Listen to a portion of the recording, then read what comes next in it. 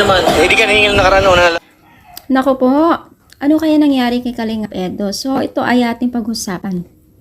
So nga po, ito nga Team Kalingap at syempre, halo-halo po ang kanilang kinikilos or halo-halo po ang mga activity na kanilang ginagawa. So, ang pinaka-center dyan ay yung pagtulong, pag-ikot sa mga tinutulungan nila. Pero may time din na naglilingkod sila sa Diyos at binibigyan talaga nila ang oras ng Panginoon. May time din na papasyal sila, banding, at may time din ng pag-exercise at paglalaro nila, no?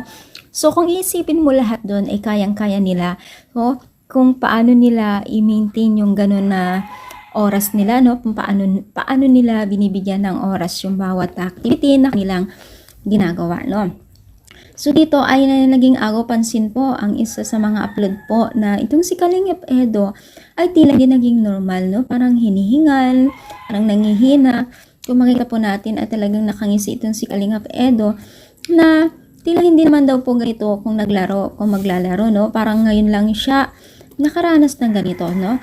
Labis na nag-alala ang mga netizens dito sa kanilang napanood kay Kalingap Edo, no? Baka naman napagod lang yung si Kalingap Edo or gutom o kaya nabigla lang ang kanyang katawan. Kaya nagkaroon po siya ng ganitong karamdaman o na unting karamdaman na biglaan lang, no? So, sabi nga ng mga netizens, ng mga taga-supporters, ay ingat-ingat itong si Kalingap Edo.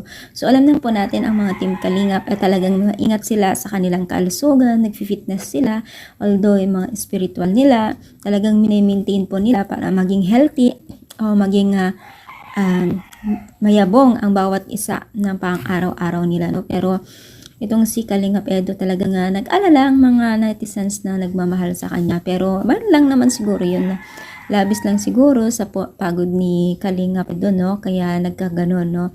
So, sabi nga ng netizens ay pahinga naman daw itong si Kalingap Edo minsan kasi sobrang pagod naman na daw siguro kaya nagkaganon, no? Baka maaring puyat din itong si Kalingap Edo, no? Ayan.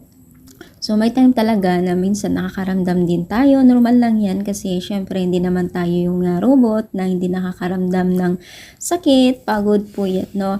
Pero ipagdasal lang natin itong Team Kalingap na sana maging healthy lagi sila.